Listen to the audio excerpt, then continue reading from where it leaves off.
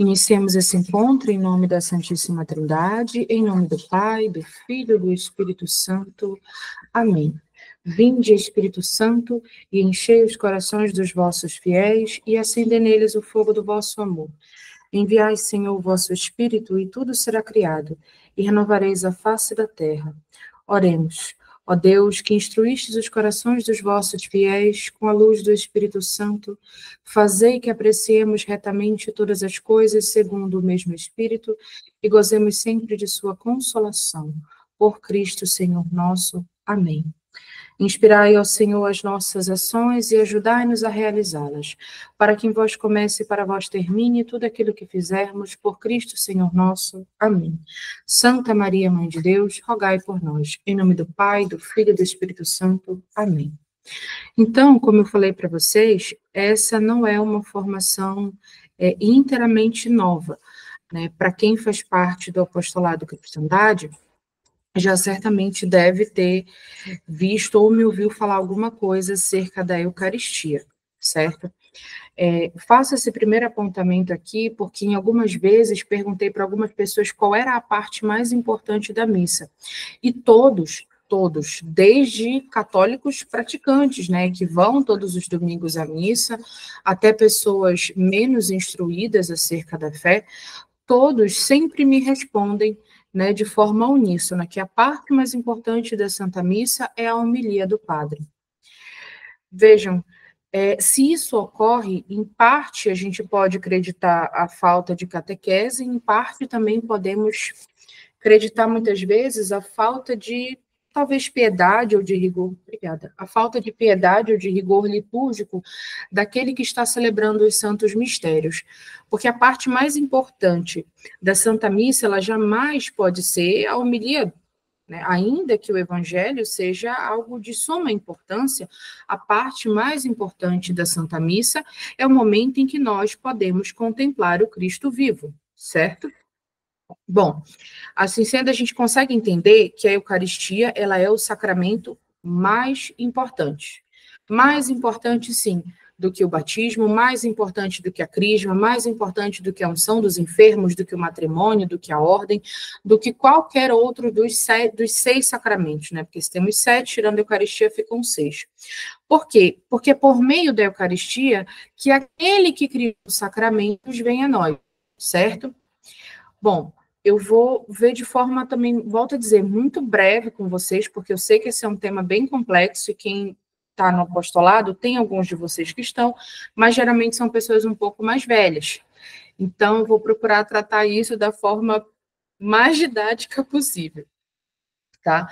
Quando eu fui tratar acerca desse assunto, a gente esmiuçou os aspectos teológicos, filosóficos, históricos acerca da Eucaristia, né? Mas é muito importante a gente sempre entender que aquilo que acontece na Santa Missa é exatamente o que o padre diz quando ele levanta a hóstia consagrada, né? Mistério da fé. Aquilo é o mistério da fé. Então, por mais que a gente compreenda de forma racional, na medida, obviamente, das nossas capacidades e possibilidades humanas, por mais que a gente compreenda o que é a Santa Eucaristia, o que é a transubstanciação, que é esse processo pelo qual o pão e o vinho se tornam em corpo, sangue, alma e divindade de nosso Senhor Jesus Cristo, é importante que a gente tenha no nosso coração que jamais vamos alcançar o sentido completo. Por quê? Porque isto é um mistério, certo? Então, a gente vai começar primeiro falando dos ataques à Santa Eucaristia, para depois a gente falar o que a Igreja diz que a Santa Eucaristia é. Bom, um dos primeiros ataques conhecidos à Santa Eucaristia é chamado de docetismo, tá? Os docetas, eles basicamente seguem uma doutrina, né, era uma heresia, obviamente, surgida lá pelo século II, que acreditava que Jesus não tinha uma humanidade verdadeira. Ou seja, Jesus veio à Terra? Sim, mas ele não veio como homem, de carne e osso. É como se ele fosse um espectro, um espírito, algo que fica passando, certo? Por quê? Porque os docetas, eles negavam a existência de um corpo físico de Jesus, porque eles acreditavam que a matéria, né, aquilo que a gente consegue tocar, ou seja, isso aqui, a matéria, é algo intrinsecamente mal, ou seja, a matéria por si só é uma coisa má. Logo, se a matéria é uma coisa má e Jesus não teve corpo físico, não há que se falar em presença real de nosso Senhor na Eucaristia. Bom, um outro teólogo que foi muito importante, né, que foi bem relevante acerca desse questionamento da presença real de Nosso Senhor na Eucaristia, foi o Berengário de Tours. O Berengário de Tours, ele começou lá pelo século XI a dizer que a Eucaristia ela não era, na verdade, corpo, sangue, alma, divindade, mas que, na verdade, ela era um símbolo da presença real de Cristo. Ou seja, quando víamos a Eucaristia, víamos naquela hóstia consagrada um símbolo da união de Cristo com os apóstolos, da união de Cristo com nós, os cristãos, né, dessa união de Cristo na ceia, mas que aquilo era um símbolo dessa união, mas que não havia uma presença real de fato. Depois de um tempo, entre o Berengário e a igreja, houveram diversas conversas. E ele chegou, de fato, a se retratar e até jurou, né, perante a igreja, que ele tinha fé na presença real de nosso Senhor Jesus Cristo na Eucaristia. Porém, né, quem somos nós para dizer o que se passava na cabeça dele, né? Coração do outro é terra que ninguém anda, né? Não conhecemos, certo? Então, pelo menos dentre aquilo que eu li, eu não achei em nenhum momento se de fato ele do fundo do coração aceitou aquilo mesmo como verdade da igreja, ou se ele só falou, tá bom, não quero que vocês discutam comigo, não quero discutir com vocês, então tá, tudo certo. Depois, a gente tem uma heresia que foi muito interessante, que é o catarismo, né? Ou os albigenses, os cátaros, existem diversos nomes para definir um só povo, um só grupo de hereges, né?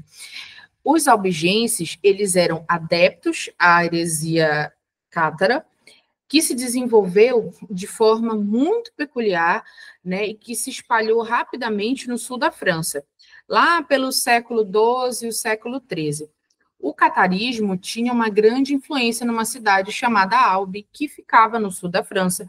Por isso que esses primeiros cátaros no sul da França, eles eram chamados de albigenses.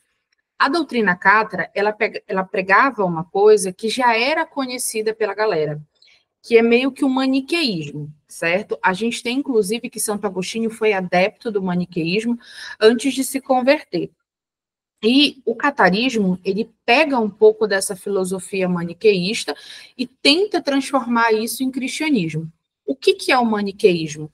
É você acreditar que existe um Deus bom e um Deus mau, e que nós, seres humanos, vivemos sempre como se fosse aqui em cima do muro, em que se cairmos para um lado é o Deus bom, se cairmos para o outro lado é o Deus mau, né? E acredita que o Deus bom e o Deus mau têm o mesmo nível de poder. Veja, nós acreditamos sim em Lúcifer, nós acreditamos em Satanás, sabemos que ele existe. Porém, Satanás, ele pertence a uma classe chamada de classe angélica. Satanás nasceu como um anjo. Deste modo, ele não tem o mesmo poder que Deus. Ele não é Deus. Mas para os cátaros, sim, existia um Deus bom e um Deus mau, certo? O Deus bom era o Senhor e o Deus mau era o diabo. Ou seja, como eles acreditavam que toda a matéria havia sido criada por um Deus mau, não fazia sentido acreditar na presença real de nosso Senhor na Eucaristia. Por quê? Porque se a matéria por si só é má, não faz sentido acreditar que um Deus bom habitaria aquilo que é mal por natureza, certo? Vamos lá. Aí a gente já dá uma boa caminhada e a gente já começa a ir para aquele período da igreja que a gente chama de proto-reforma. Antes que a reforma protestante acontecesse, isso é bem interessante a gente pensar, isso vale para todas as modificações da igreja, né? Quando a gente tem a reforma protestante, é muito importante a gente manter a nossa cabeça aberta e pensar, Lutero ele não tirou as ideias que ele começou a pregar do dia para a noite, né? Não foi assim, um belo dia ele acordou, o papado é ruim, tem que acabar com a igreja, tem que criar outra igreja, não. né? Certamente, boa parte daquilo que ele começou a pregar como teologia já era pregado antes, de uma forma oculta, de uma forma velada, por outras pessoas. Já haviam escritos, já haviam livros que pelo menos iniciassem esse sentido daquilo que o Lutero acredita. Assim é, meus queridos, em todas as reformas, né, sejam elas dentro da igreja, e todas as revoluções, sejam elas dentro da igreja ou fora da igreja. Quando a gente tem a Revolução Francesa, a gente tem uma galera que já estava infeliz há muito tempo. A mesma coisa, quando a gente vê a Revolução Protestante, a gente nada mais tem do que pessoas que já estavam perdendo a fé há muito tempo na igreja e que, em algum momento, isso eclodiu. Então, quando a gente vai para o John Wycliffe, ele é aquilo que nós chamamos de proto-reforma. Ele faz parte daqueles sacerdotes que estavam dentro da proto-reforma. E o que eu quero dizer com isso? Eram aqueles que não tinham saído da igreja oficialmente, como Lutero, eram aqueles que ainda acreditavam de algum modo na igreja, mas que ainda não tinham se desvencilhado dela totalmente, porém tinham a vontade de reformar a igreja ou se evadir da igreja, mas ainda não tinham feito, certo? O John Wycliffe, ele é um sacerdote, né, católico, tudo mais, bonitinho, mas ele tinha uma grande questão acerca do papado, né? A gente tem agora, né, o Santo Padre foi eleito e para ele o papado era uma coisa muito ruim. Não somente isso, como as ordens, os monastérios que existiam, né, ele considerava que aquilo eram pequenas seitas. Vejam, a nossa igreja, ela é unida na diversidade, certo? Eu sempre gosto de falar isso. Nós temos diversos carismas dentro da igreja, né? O pessoal do Semente do Verbo não é igual ao pessoal da Shalom, que não é igual ao pessoal que é beneditino, que não é igual aos dominicanos, que não são igual aos agostinianos, que não são igual aos barnabitas, que não são igual às angélicas, enfim, cada congregação tem um carisma, tem um chamado específico de Deus. Mas o John Wycliffe, ele via isso como uma seita. Por quê? Dentro de cada congregação, você tem diretrizes a seguir, certo? A gente tem a famosa régula de São Bento, né? A regra de São Bento. Ora et labora et legere. Ou seja, reza, trabalha e estuda. Aquilo é a razão, a vida, a dedicação dos monges beneditinos. Enquanto que os dominicanos, eles já não possuem essa regra de vida, né? Eles são uma ordem mendicante. Então, assim, cada, cada ordem que vai se formando, cada congregação que vai se formando na igreja tem um chamado específico. Mas, ao invés do Wycliffe ver isso como uma coisa positiva, ele enxergava isso como uma coisa negativa, certo? Então, o que aconteceu? Pelo fato dele ter profundas críticas ao sacerdócio católico, tal como era concebido, e críticas ao papado, ele não nega a presença de Cristo na Eucaristia, porém ele nega a necessidade de nós, fiéis, recebermos a Santa Eucaristia. Por quê? Porque como era somente o padre, né, que só era não, né, é somente o padre, o sacerdote, que pode realizar a consagração, se ele nega a necessidade de você receber a Santa Eucaristia, logo não há também a necessidade de você ter um sacerdote, certo? Bom, antes dos reformadores serem chamados de fato de reformadores, eles, ou de protestantes, né, como a gente conhece hoje em dia, eles eram chamados de sacramentários. Por que eles eram chamados de sacramentários? Porque desde o início da Reforma Protestante já haviam vários entendimentos diversos acerca dos sacramentos. Isto é, acerca do que eram os sacramentos, acerca de como deveriam ser recebidos os sacramentos, acerca da necessidade de um sacramento ou outro, quantos sacramentos existem, como a igreja deve administrar os sacramentos. A mesma confusão que a gente vê hoje é a mesma confusão de 500 anos atrás. Estou tomando meu chazinho que eu estou com dor de cabeça para melhorar. tá? Bom, e durante esse curso da Revolta Protestante, os sacramentários, né, na época assim conhecidos, começaram a brigar entre si, né, por conta do que era a Eucaristia, né, se havia transubstanciação ou não. Os primeiros protestantes, como Lutero, por exemplo, não questionavam a transubstanciação, não questionavam a presença de nosso Senhor Jesus Cristo na Santa Eucaristia. Porém, os que vieram depois dele foram questionando sim, certo? Aí a gente tem um personagem extremamente interessante, que é o Zwinglio. O Zwinglio, ele foi o líder da Reforma Protestante na Suíça, e ele defendia meio que uma visão simbólica da Eucaristia, certo? Diferente da doutrina católica, que a gente vê a Eucaristia como aquilo que contém corpo, sangue, alma e divindade de nosso Senhor Jesus Cristo, por meio da transubstanciação, o Zwinglio acreditava que não, que o pão e o vinho, eles simbolizavam uma presença espiritual de Cristo, certo? Ou seja, ele não se fazia presente de corpo, ele se fazia presente de forma espiritual. Muitos ainda creem assim até os dias de hoje, certo? Tanto, isso era uma coisa tão pontual para os protestantes que o Zwinglio e o Lutero brigaram por conta da Eucaristia, né? E o Lutero, inclusive, dizia que ele era um defensor da Eucaristia, sim, inclusive melhor do que os papistas, que era como ele chamava os católicos. Né? Então, vejam, nem sempre, né, os nossos irmãos separados tiveram rejeição pela Eucaristia, né? Infelizmente, hoje em dia isso acontece. Bom, mas por que a gente tem tão forte essa rejeição contra a Santa Eucaristia? Principalmente por conta de um personagem chamado Calvino. Para o Calvino, e aí já até muda, né? A gente já não fala mais de Eucaristia. A gente chama de Santa Ceia ou Ceia do Senhor.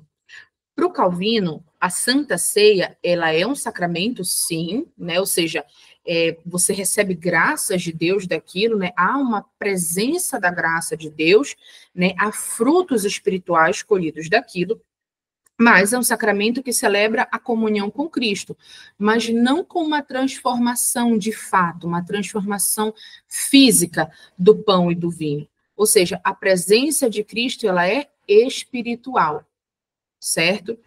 Ela é vivenciada pela fé, né? Ou seja, lembram daquilo que eu falei sobre a fé ser a adesão das verdades reveladas por Deus?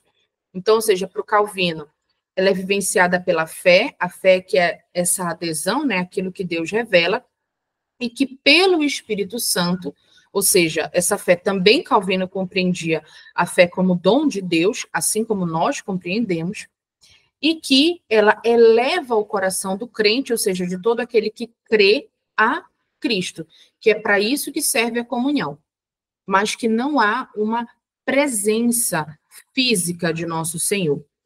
E aí a gente vem para um grande ponto, né, para os famosos 50%, né, 50% católico e 50% protestante, que são os anglicanos, né? Talvez se alguém passe numa celebração anglicana até confunda, né, com uma missa, mas eles são protestantes, certo? Os anglicanos, eles geralmente se dividem em dois grupos, né? Aqueles que acreditam que a Eucaristia é uma manducação do corpo de Cristo, ou seja, é uma alimentação a partir do corpo de Cristo, que pela fé se faz presente. Ou seja, se você acredita que Cristo está na Eucaristia, ele está. Se você não acredita, ele não está. Certo? Ou seja, é como se a presença de Cristo dependesse da fé do fiel para se fazer presente. Nós não cremos nisso, certo? Nós cremos que, independentemente da nossa fé, Cristo se faz presente na Eucaristia, porque ele disse que estaria presente na Eucaristia, certo? E isso nós vamos ver com alguns textos bíblicos mais lá para frente. E a gente tem um segundo grupo, os chamados ritualistas. E eles, sim, acreditam na presença real de Cristo na Eucaristia, tal qual na Santa Igreja Católica. Vejam, o Catecismo Maior de São Pio X, ele nos dá dois apontamentos bem interessantes acerca da Eucaristia. O ponto 594 nos diz que a Eucaristia é um sacramento que, pela admirável conversão de toda substância do pão no corpo de Jesus Cristo e de toda a substância do vinho no seu precioso sangue, contém verdadeira, real e substancialmente o corpo, sangue, alma e divindade do mesmo Jesus Cristo nosso Senhor, debaixo das espécies do pão e do vinho. Na Eucaristia está verdadeiramente o mesmo Jesus Cristo que está no céu e que nasceu na terra da Santíssima Virgem Maria. Ou seja, a presença que contemplamos de nosso Senhor Jesus Cristo é tão real quanto aquela que se fez presente no ventre da Virgem Maria e aquela que caminhou sobre a terra durante os seus 33 anos. Para a gente entender a Santíssima Eucaristia, é importante a gente frisar 3 palavras que nos mencionam o Catecismo de São Pio X: real, verdadeira e substancial, certo? Quando a gente fala que a presença de Cristo é real, quer dizer que essa presença ela não depende da nossa fé, como eu acabei de falar agora para vocês. Se um ateu está na Santa Missa, Cristo vai se fazer presente. Se um protestante está na Santa Missa, Cristo vai se fazer presente, certo? Não depende da fé dos outros. Depende daquilo que Cristo quer fazer. Quando a gente fala que Cristo está presente de forma verdadeira, eu quero dizer que essa presença ela não é figurativa, ela não é simbólica, ela não é espiritual, não é um mero memorial, mas ela é real, ela é verdadeira. Ela é tão verdadeira quanto eu que estou aqui, certo? E, por fim, quando falamos de presença substancial, é que Cristo está por inteiro, tá? Há algum tempo atrás, eu não vou me recordar quem foi que me perguntou, mas me perguntaram por que que a gente só comungava o pão, né? A gente não comungava o vinho, né? Primeiro, porque vocês são crianças, vocês não podem beber. Mentira, não é só por isso. Não, vocês de fato não podem, tá? Mas por que que não comungamos o vinho? Porque não faz sentido, certo? Não há a menor necessidade de receber o vinho.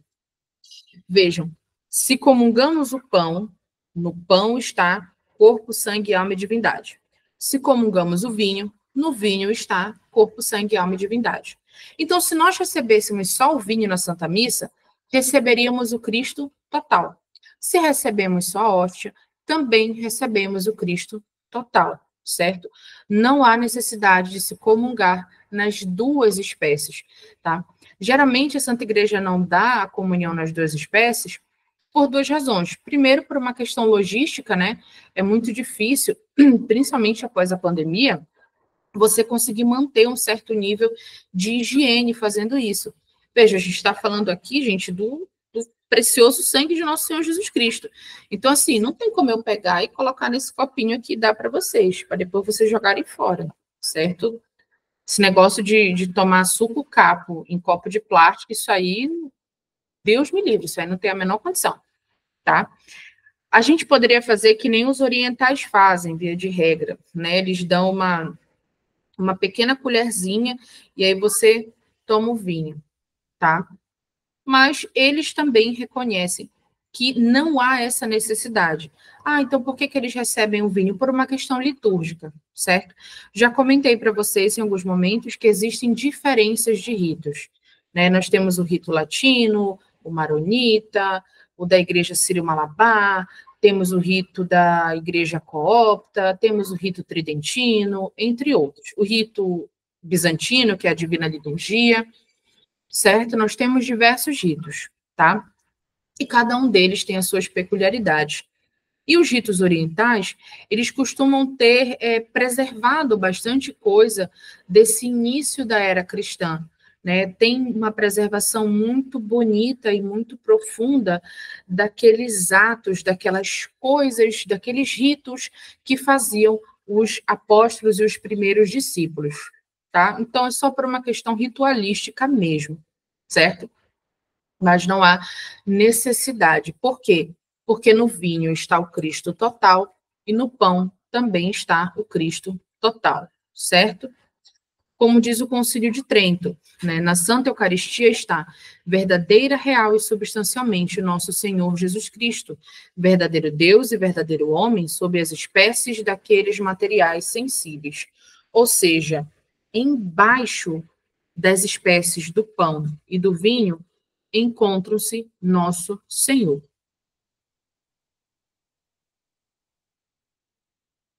Aí pergunto, né? Que base bíblica eu teria para afirmar isso? Como vocês são bons católicos, já sabem que não é necessário, né, que a gente fique afirmando tudo exclusivamente com base nas Sagradas Escrituras, certo? Porém, eu acho bem interessante, até para uma questão de estudo, né? Para que vocês possam, em algum momento, ler as Sagradas Escrituras e conseguir ver em qual passagem se encontra cada coisa.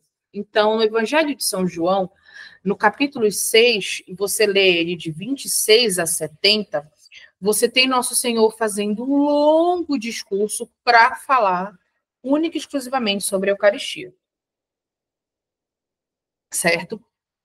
Bom, vamos contextualizar aqui para vocês. Nessa passagem, Nosso Senhor tinha acabado de fazer a famosa multiplicação dos pães, né? E aí o povo começou a questionar Nosso Senhor acerca disso. E respondeu-lhe Jesus: em verdade vos digo, buscai-me, não porque vistes os milagres, mas porque comeste dos pães e ficastes fartos. Ou seja, Nosso Senhor fala: vocês me buscaram, não por causa dos milagres que eu fiz, mas porque vocês comeram e ficaram fartos, certo? Trabalhai não pela comida que perece, mas pela que dura até a vida eterna, que o Filho do Homem vos dará, pois nela o Pai imprimiu o seu sinal. Que comida é essa que dura a vida eterna? Vamos pensar. Perguntaram-lhe então: que faremos para praticar as obras de Deus? E respondeu-lhe Jesus: a obra de Deus é esta, que creiais naquele que enviou. E perguntaram eles: que milagres fazes tu para que o vejamos e creiamos em ti? Qual é a tua obra?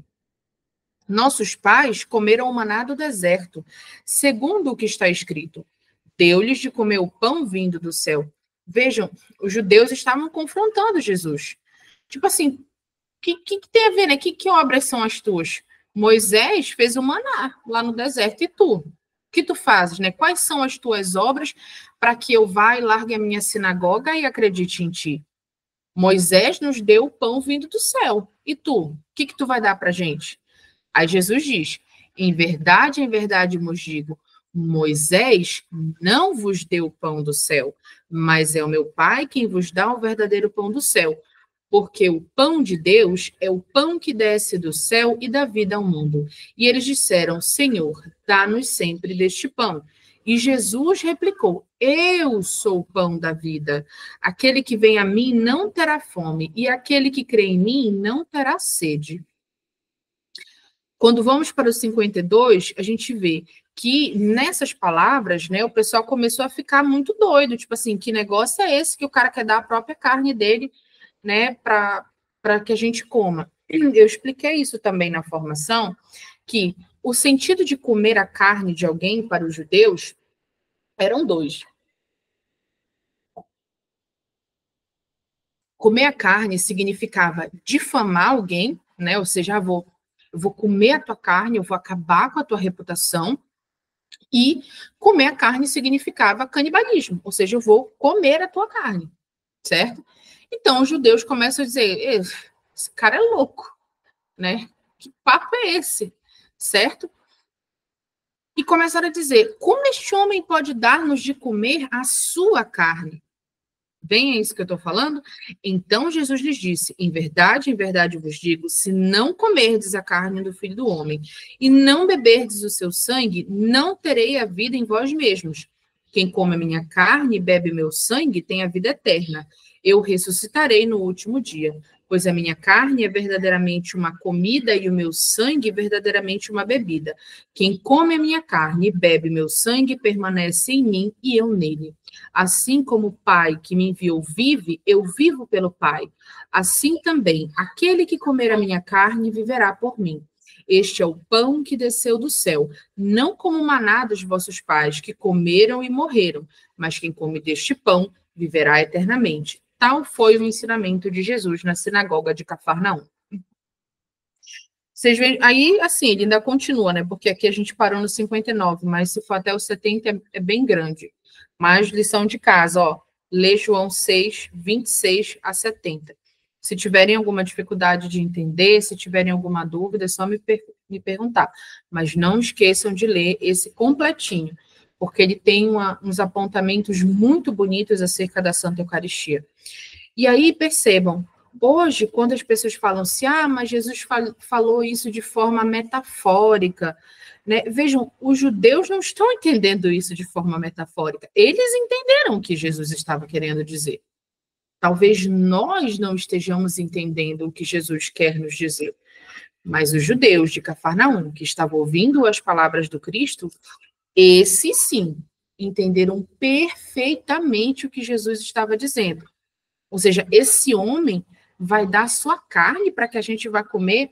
E vejam, Jesus ele poderia ter escolhido outras palavras, ele também poderia se fazer presente de uma forma simbólica. Porque o maior problema do povo judeu era perder a fé, né, e se unir com os povos pagãos.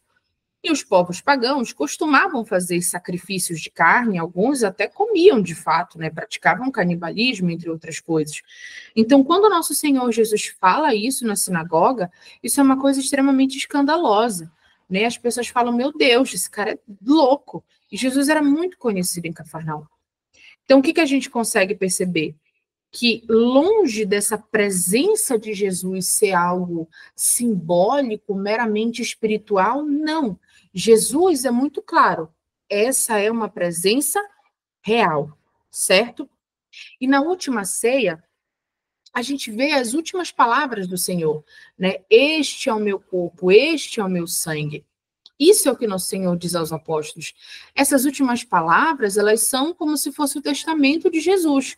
Ou seja, não há a menor razão para que a gente pense que Jesus ia falar de modo figurativo, de modo complicado, uma frase emblemática, né? Quando ele fala as palavras da consagração, ele é claro em suas palavras. Tão claro que muitos dos primeiros protestantes não foram capazes de negar a presença real de Jesus na Eucaristia. Então, bora entender o que é presença real de Jesus na Eucaristia, certo? Para que a gente consiga entender isso, a gente precisa formular 3 apontamentos. Que processo nosso Senhor se usa para fazer presente, ou seja, como ele se faz presente na Sagrada Eucaristia. 2, de que maneira ele se faz presente. E 3, por quanto tempo ele fica lá presente na Sagrada Eucaristia, certo? Primeira coisa, como que ele faz isso? É a transubstanciação. Sim, é esta palavra longa, transubstanciação, certo? Por meio dela, ocorre a mudança de toda a substância do pão e toda a substância do vinho em substância de corpo de Cristo e seu sangue. E permanece apenas as aparências do pão e do vinho. Ou seja, quando estamos na missa, vemos o pão, vemos o vinho, mas não é mais pão e vinho. É corpo e sangue de Jesus. Tem até uma música, né? Agora não é mais pão nem vinho, é corpo e sangue de Jesus. É exatamente isso. Não se trata mais de pão e de vinho, mas de corpo e sangue de Jesus, certo? E como é que nosso Senhor se faz presente? Por meio daquelas 3 palavrinhas que eu falei com vocês, de forma real, de forma substancial e de forma verdadeira. A presença de Cristo na Eucaristia, ela é chamada de real, não porque as outras formas da sua presença não sejam, né? Como, por exemplo, a presença, a onipresença de Cristo. Essa também é uma presença real, certo? Mas porque essa presença ela é em um sentido mais elevado, certo? Ou seja, Cristo ele se achega a nós. Lembra muito aquele nosso encontro acerca das fontes da revelação, ou seja, vem de lá para nós, ou seja, é o pão que veio do céu, certo? E quanto ao tempo, quanto tempo nosso Senhor se faz presente na Santa Eucaristia? Bom, a presença começa no momento da consagração e permanece enquanto as espécies eucarísticas subsistirem. Ou seja, Cristo está presente enquanto o pão consagrado e o vinho se manterem na forma de pão consagrado e vinho. Vocês sabem aquele negócio quando a gente fala, o vinho avinagrou, sabe? Ou seja, então já não é mais vinho, virou vinagre. Então, ali já não está mais Jesus Cristo. O que acontece, por exemplo, se uma hóstia cair no chão, uma hóstia consagrada? A gente tem duas opções. A gente pode comungar imediatamente, ou então a gente pega aquela hóstia e a gente dissolve na água. Por quê? A partir do momento em que aquilo se dissolver e deixar de ser o pão ázimo, né, esse pão não fermentado, a gente não vai mais ter ali a presença de Nosso Senhor. Enquanto há a substância, enquanto há a espécie daquilo, enquanto aquilo ainda é aquilo, Jesus permanece presente, certo? Se o vinho se torna vinagre, né, se o pão começa a ficar todo bolorento e estraga, já não há mais a presença real de Nosso Senhor, certo? Então, a gente já está... Nossa, a gente até caminhou rápido. Só um apontamento. Assim que eu terminar, fiquem aqui ainda, que a gente vai rezar o terço da Divina Misericórdia. É bem rapidinho, deve dar uns 10 minutos. Eu creio que vocês devam saber rezar o terço da Misericórdia. Eu vou colocar as orações aqui. Literalmente vão ser 10 minutos, agradecendo pela eleição do Romano Pontífice, tá? Bom, bora entender o que é esse negócio de substância e acidente, tá? São Tomás de Aquino, ele se usa muito desses conceitos e a Santa Igreja também vai se utilizar muito desses conceitos filosóficos para explicar essa presença real de Nosso Senhor Jesus Cristo na Santa Eucaristia, certo? O que é a substância? A substância, queridos, ela é a essência fundamental de uma coisa. É o que torna essa coisa o que ela é. Ou seja, a substância desse copo é ser um copo, certo? Em si mesmo, ele é um copo. E o que são os acidentes? Os acidentes é essa diferença. Vocês conseguem ver que aqui eu tenho 2 copos. Mais um é um copo laranja, de cachorrinho, e o outro é um copo preto. Isso aqui são os acidentes, são as aparências da coisa. É o que transforma uma coisa em algo esteticamente diferente. Quando a gente fala dos seres humanos, por exemplo, qual é a nossa substância? É ser humano, raça humana. Todos os que estão aqui nessa chamada são seres humanos, mas uns magros, outros baixos, uns gordos, outros altos. Esses são os acidentes. O Catecismo da Igreja Católica, no parágrafo 1414, nos diz o seguinte: por meio da consagração, opera-se a transubstanciação do pão e do vinho no corpo e no sangue de Cristo. Sob as espécies consagradas do pão e do vinho, Cristo mesmo vive glorioso, está presente de maneira verdadeira, real e substancial. Misericórdia, que eu não quero ficar para ver o texto. Seu corpo e seu sangue com sua alma e sua divindade. Na Eucaristia, os acidentes do pão e do vinho, aparência, sabor e textura, eles permanecem, mas a substância muda completamente, certo? Ou seja, a gente ainda vê pão e vinho, mas a substância já não é mais a mesma, certo? Não, isso aqui também não faz sentido passar para vocês, que isso aqui já são coisas muito malucas, tá? Isso aqui é só para que vocês consigam entender aquele exemplo que eu tinha dado ainda agora. Esse aqui é o Sócrates, certo? A essência do Sócrates é a sua humanidade, ou seja, o que faz do Sócrates ser um ser humano é que ele é um animal racional, certo? É isso que nos torna seres humanos. Sermos animais, que somos animais mamíferos, porém racionais. Isso é uma condição em comum para todos os seres humanos. Segundo, a gente tem qual é a substância? É o ser humano individual.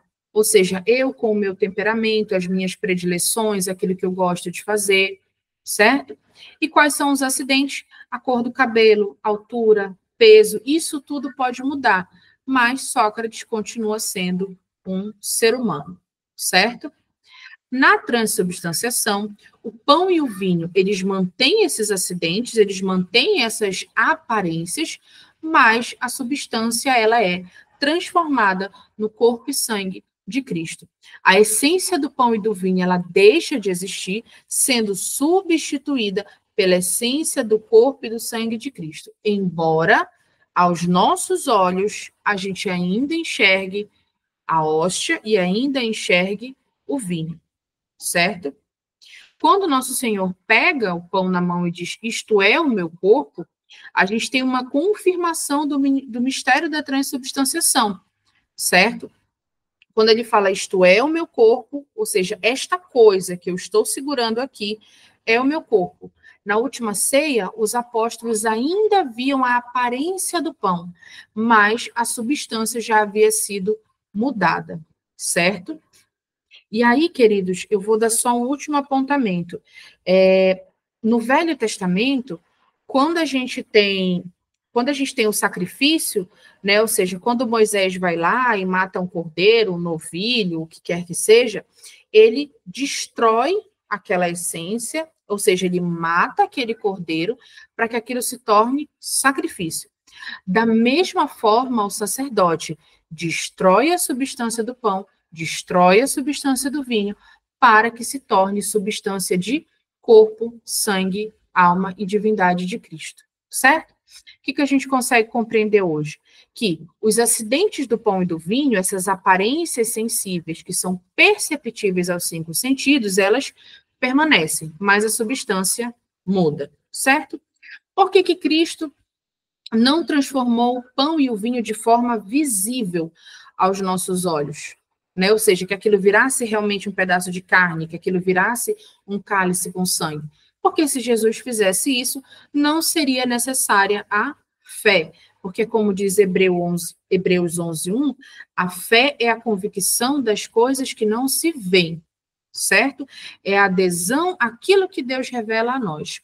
E, por fim, a gente vê, então, que na Eucaristia nós não temos duas substâncias, como se fosse uma empanação, né?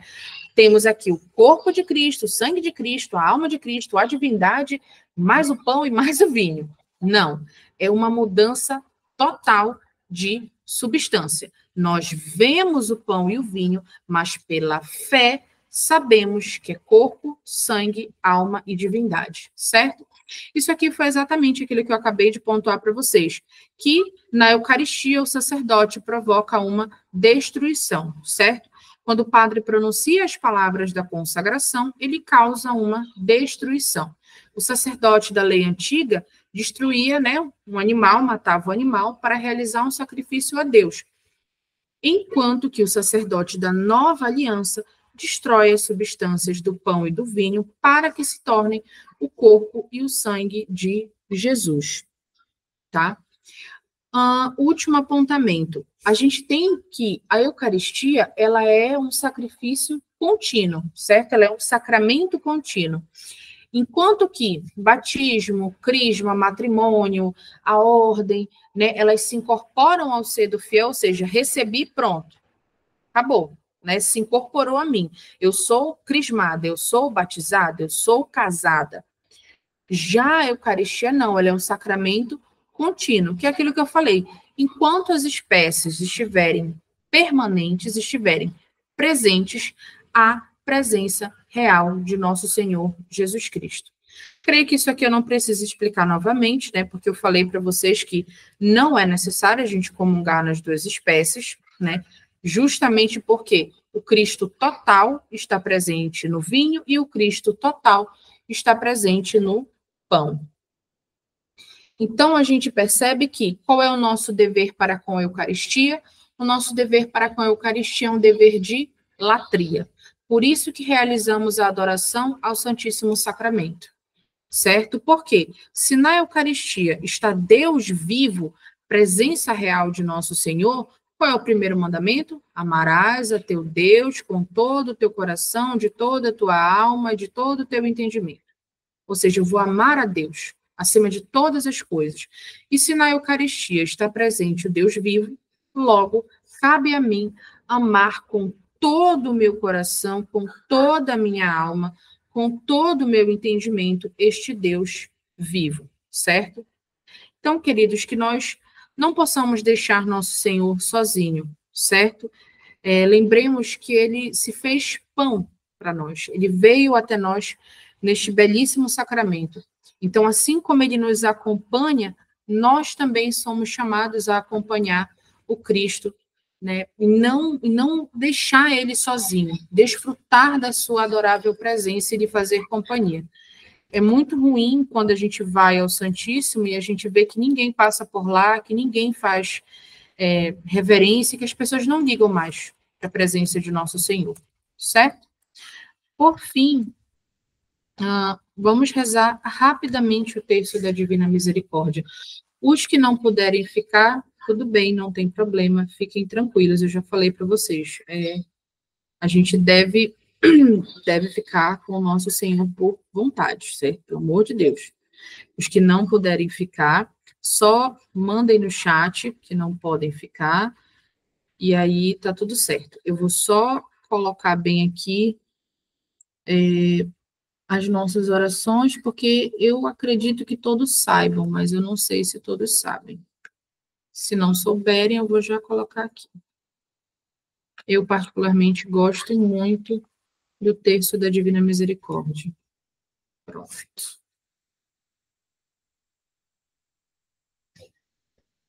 Pronto. Acho que conseguem enxergar. Pegarei meu tercinho aqui, dentre 1 milhão de terços que eu tenho por aqui. Inclusive, gente, vocês acompanharam o conclave enquanto eu estou pegando meu terço?